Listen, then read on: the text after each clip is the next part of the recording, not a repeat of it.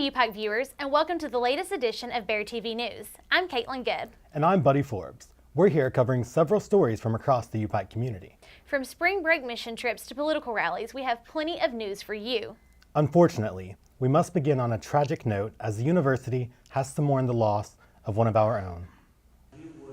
Returning back to school as a student after spring break can always be hard. However, this year's was harder than past years for some college students at the University of Pikeville. 2 days after returning back to the campus for classes, the Sisterhood of Delta Delta Nu hosted a candle lighting ceremony in honor of their fallen sister. Candles were lit, poems were read, tears were wiped, and hugs were given while students mourned the death of one of their peers. I spoke with the chaplain about how important it is to have ceremonies like this on campus. Since I have been here, and I know that, and I think this has always been policy, but every time we've had a death, we do something like this. At a school of our size, you know, everyone does matter. And I think tonight was just emblematic of that people really do matter. Faculty says it's heartwarming to see the UPIKE community come together in hard times like these. The university's chaplain spoke during the ceremony about the stories he had heard from the female's close friends and explained how faith can get you through hard situations. I just think it's really important. Everyone should kind of think about having a service and planning that so it takes some pressure off their loved ones. And it's important to go because your presence really does matter in things like this. 2, 3. For Bear TV News, I'm Marianne Fletcher. Thank you, Marianne. UPIKE chaplain Rob Music would like to remind everyone that if you have a difficult time coping with the loss, feel free to email him at robertmusic@upike.edu or stop by his office next to the chapel in Recker Memorial. On a lighter note, it's that time of year again for UPIKE's Film and Media Arts Festival. Our reporter Christian Wright has more. The University of Pikeville is once again preparing to host its annual on-campus film festival. One UPIKE student is particularly excited to see the many works shown off.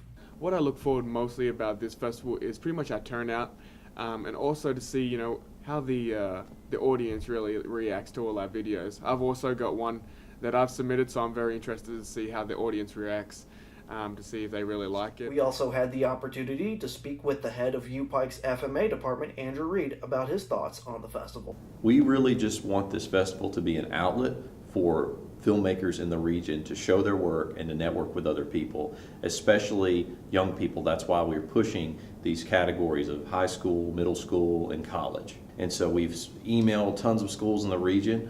Williamson Middle School has produced a film of about 70-something minutes, and they're going to be coming and showing that. We're very excited to show their work.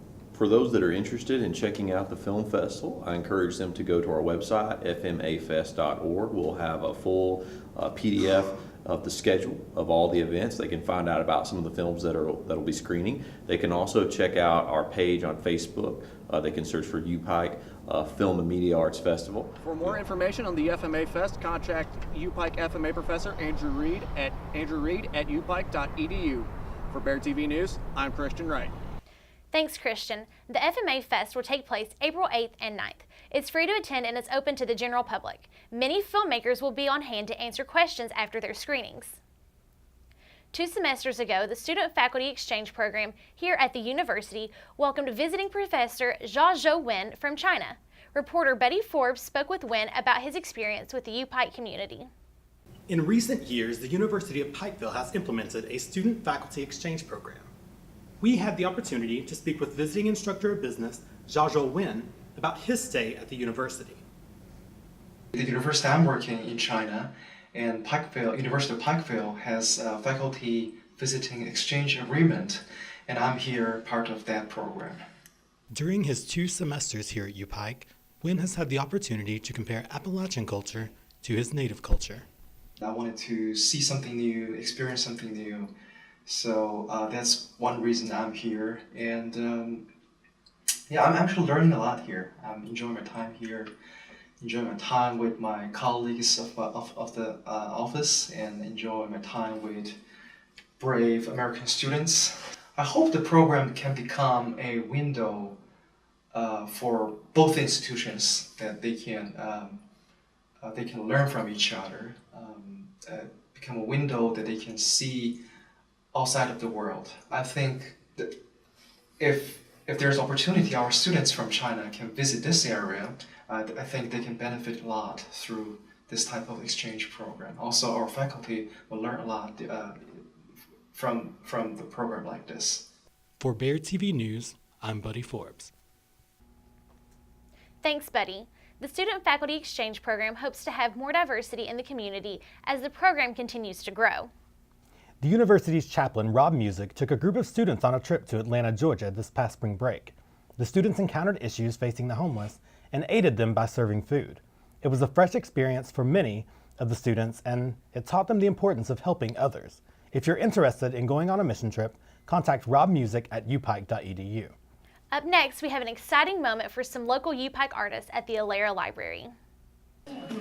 The works of the University Pikeville students are currently on display in the Janice Beeler Ford Student Art Gallery on the UPIKE campus. The exhibit in the Ford Gallery is a yearly event showcasing the best two-dimensional artwork coming out of the 2015-16 academic year, said Patricia Kowalik, professor of art. This is a great opportunity, as was pointed out during the reception. There's a lot of people who come through this room, so that there's a lot of exposure. The work is also well professionally framed, and so it just looks great. It's a great experience for the audience as well as for the students. The selected works demonstrate the highest levels of technique and vision and include ink, acrylics, graphite, white charcoal pencil, and mixed media. Bradley Loader is the recipient of this year's Janice Beeler Ford Award for Excellence in the Visual Arts. A reception honoring the artist was held Monday, March 28th at 6:30 p.m. in the gallery located in the Alera Library. I'd always been interested in things such as animation and video games, and I always found that the behind-the-scenes stuff where they're working on putting everything together would be interesting, so that inspired me to get into art. If you had missed it, the exhibit runs through the spring semester. This is Michael Lewis signing off with Bear TV News. Thank you, Michael, for that report. In other news, Alumni President Tommy Chamberlain and the Alumni Association are eager to announce the upcoming archaeology exhibit that will be held at the York House in downtown Pikeville. The University of Pikeville is excited to be hosting a walkthrough exhibit of approximately 200 artifacts from the world of the Bible beginning January of 2017. Tommy Chamberlain, Alumni Association President, let us know all about the exhibit. The exhibit will open in January of 2017.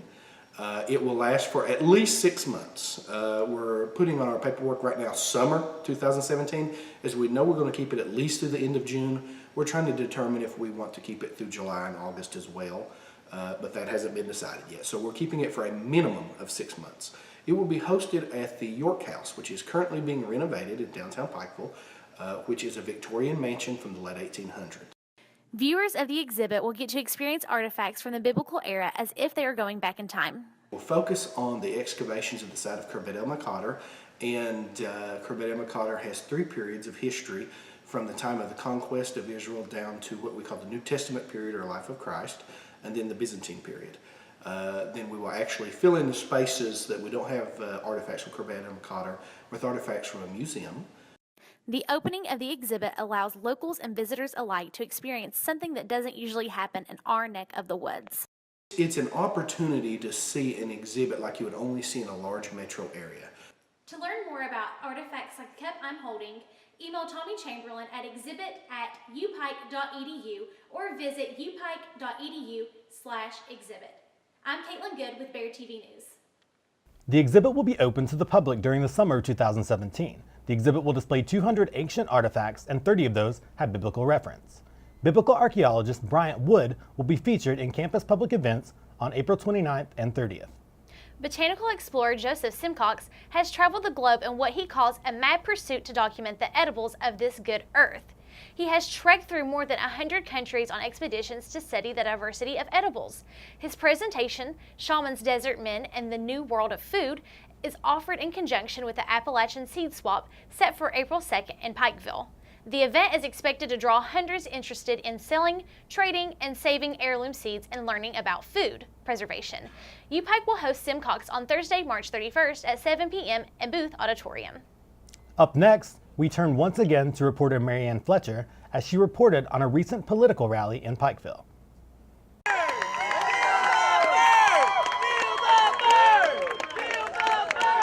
Are you feeling the burn? Quite a few Eastern Kentuckians would say that they are. Eastern Kentucky for Bernie Sanders and the University of Pikeville's Young Progressives held a rally in March for Bernie Sanders on March 19th in Booth Auditorium.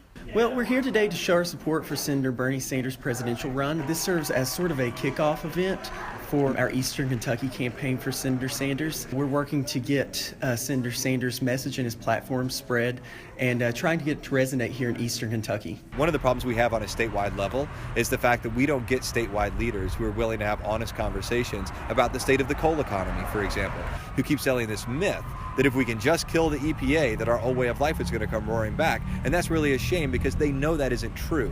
And when they sell that stake oil, they're denying new opportunities to a region that really needs them. Because a lot of families around here have sacrificed their land and their health and their lives for our entire state's economy, and they've got very little left to show for it. There's no question that Eastern Kentucky faces some huge challenges, especially with a declining economy in this area.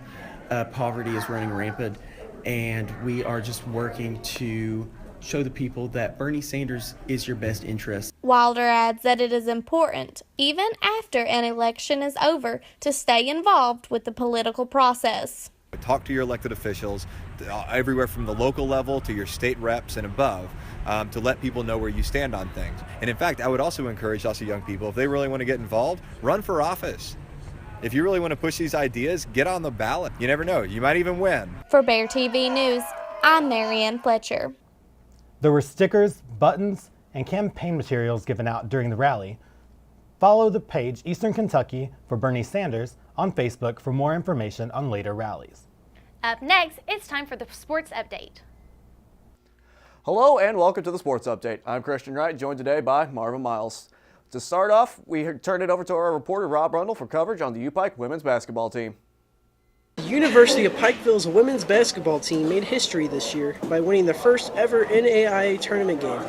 The Lady Bears kept moving on in the tournament as they made it to the Fab Four, where they fell short to Mid-America Nazarene in Kansas by a score of 78-70.